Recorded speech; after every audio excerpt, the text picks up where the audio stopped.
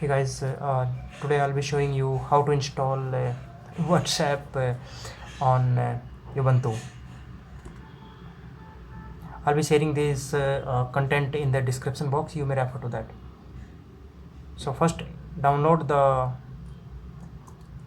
the WhatsApp. Either there are two ways basically. Either you can download the Debian file for WhatsApp, or you can simply skip to the fourth point or navigate to the Linux Software Center and search for WhatsApp. So let me take you through to the Software Center.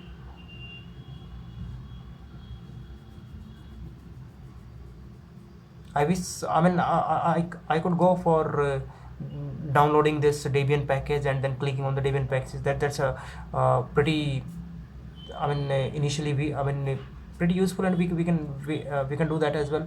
But in this case, I'll just refer this Linux Software Center. I'll give a quick walkthrough with this Linux Software Center as well. So you see there are a couple of tools which you can use in which you can find in the Software Center. Navigate to WhatsApp, just click on install.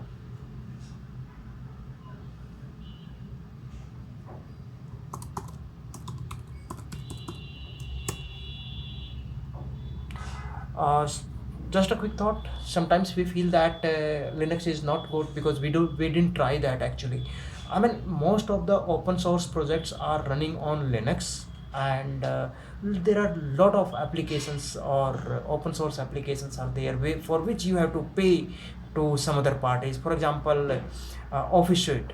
Okay, so in this case you will find an open source project which is LibreOffice, and there are plenty of email clients like Thunderbird or VLC for Linux for your media requirements.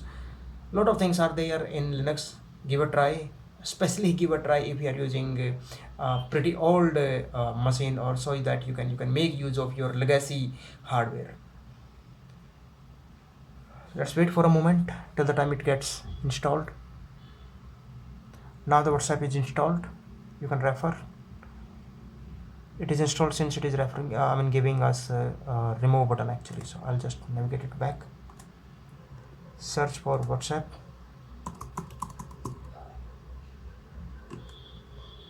add to panel. I'm just clicking on add to panel just to keep it in the taskbar actually. It's a WhatsApp desktop application basically.